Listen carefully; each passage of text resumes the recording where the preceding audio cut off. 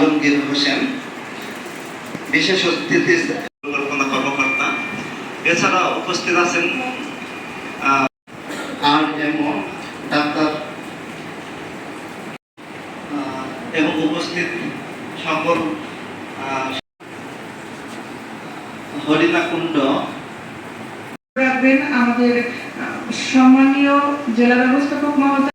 এটা একটা অর্থ মন্ত্রণালয়ের স্বায়ত্তশাসিত অলাভজনক সেক্টরে কাজ করে, এর মধ্যে ক্যাপাসিটি করা, এর সাথে সাথে স্বাস্থ্য উদ্দেশ্য। তো সোশ্যাল ডেভেলপমেন্ট ফাউন্ডেশন প্রকল্পের 20টি সহ সেখানে যারা দরিদ্র এবং অতি দরিদ্র। উদ্বোধনী বক্তব্য প্রদান করবেন উপজেলা স্বাস্থ্য ও পরিবার পরিকল্পনা কর্মকর্তা ডাক্তার মোহাম্মদ আলমগীর হোসেন। বিশেষভাবে আমাদের ঝিনাইদহ জেলার যে আচরণের পরিবর্তনের জন্য আমরা বিভিন্ন ফাউন্ডেশন, SDF,